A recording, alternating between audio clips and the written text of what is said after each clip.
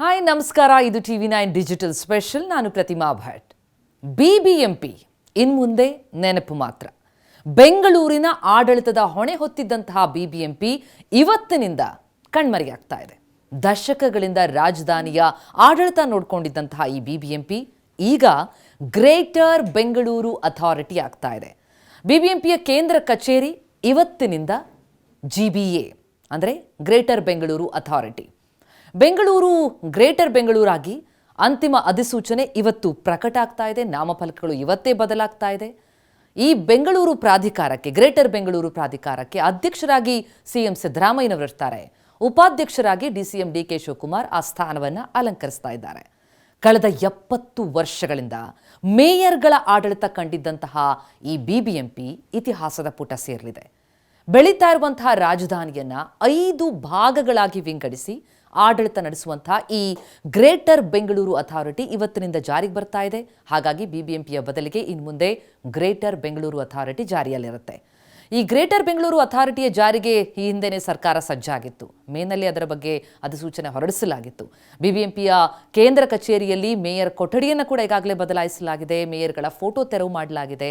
ಈಗಾಗಲೇ IAS IPS ಹುದ್ದೆಗಳನ್ನು greater Bengaluru ಅಥಾರಿಟಿಯ ಸ್ವರೂಪಕ್ಕೆ ತಕ್ಕಂತೆ ಹಂಚಿಕೆ ಕೂಡ ಮಾಡಲಾಗಿದೆ.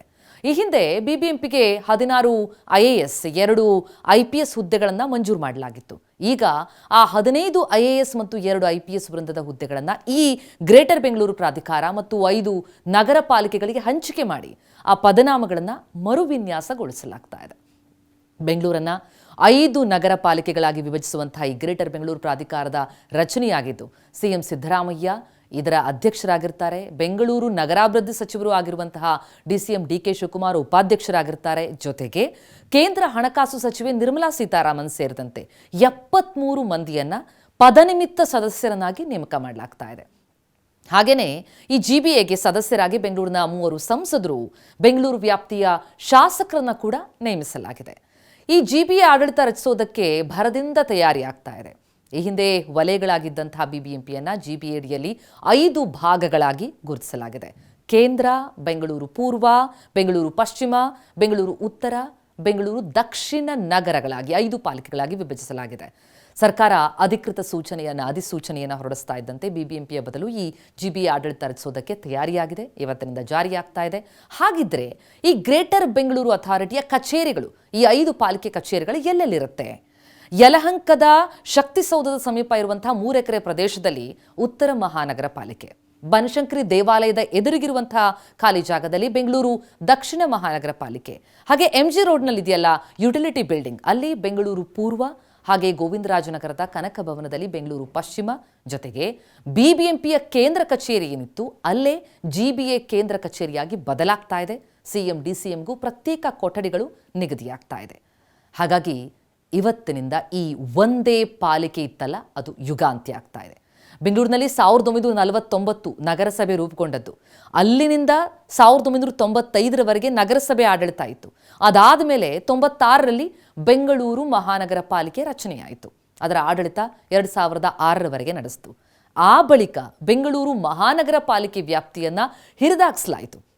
ಅಂದರೆ 2010ರಲ್ಲಿ ಬೃಹತ್ ಬೆಂಗಳೂರು ಮಹಾನಗರ ಪಾಲಿಕೆ BBMP ಅದರ ರಚನೆಯಾಯಿತು. ಅಲ್ಲಿನಿಂದ 2010ರಿಂದ 2025ರವರೆಗೆ BBMP ಆಡಳಿತ ನಡೀತು. ಇದೀಗ ಮಹಾನಗರ ಪಾಲಿಕೆಯನ್ನು 5 ನಗರ ಪಾಲಿಕೆಗಳನ್ನಾಗಿ ವಿಂಗಡಿಸಿ ಗ್ರೇಟರ್ ಬೆಂಗಳೂರು ಆಡಳಿತ ಆರಂಭಿಸಲಾಗ್ತಾ ಇದೆ. ಸದ್ಯ ಸರ್ಕಾರದ ಅಧಿಕೃತ ಸೂಚನೆ ತನಕ 198 ವಾರ್ಡ್ಗಳು ಕಾರ್ಯನಿರ್ವಹಿಸುತ್ತವೆ. ಹೊಸ 5 ನಗರ ಪಾಲಿಕೆಗಳನ್ನು ಸರ್ಕಾರ ಅಧಿಸೂಚಿಸಿದ್ರೂ ಕೂಡ ಈ ಹಾಲಿ ವಾರ್ಡ್ಗಳಿದೆಯಲ್ಲ ಅದೇ ಮುಂದುವರಿಯುತ್ತೆ. ಇಷ್ಟು ದಿನ ಜನಪ್ರತಿನಿಧಿಗಳಿಲ್ಲದೆ ಅಧಿಕಾರಿಗಳಿಂದಲೇ ಆಳಲ್ಪಡ್ತಾ ಇದ್ದಂತಹ BBMPಯ ಬದಲು ಇದೀಗ GBA ಏನೋ ಅಸ್ತಿತ್ವಕ್ಕೆ ಬಂದಿದೆ. GBA ಜಾರಿ ಆದಮೇಲಾದರೂ ಸಾಕಷ್ಟು ಗ್ರೇಟರ್ ಬೆಂಗಳೂರಿನಲ್ಲಿ ಸಮಸ್ಯೆಗಳು ಕೂಡ ಬಹಳ ದೊಡ್ಡ ಮಟ್ಟದಲ್ಲೇ ಇದೆ. ಹಾಗಾಗಿ ರಾಜಧಾನಿಯಲ್ಲಿರುವಂತಹ ಈ ಸಮಸ್ಯೆಗಳಿಗೆ ಪರಿಹಾರ ಸಿಗುತ್ತಾ? ಬೆಂಗಳೂರಿನ ಅಭಿವೃದ್ಧಿಯ ಕೆಲಸಗಳಿಗೆ ವೇಗ ಸಿಗುತ್ತಾ? ಅಂತಹದೊಂದು ನಿರೀಕ್ಷೆ ಬೆಂಗಳೂರಿಗರಿಗಿರುವಂಥದ್ದು. ನಮಸ್ಕಾರ.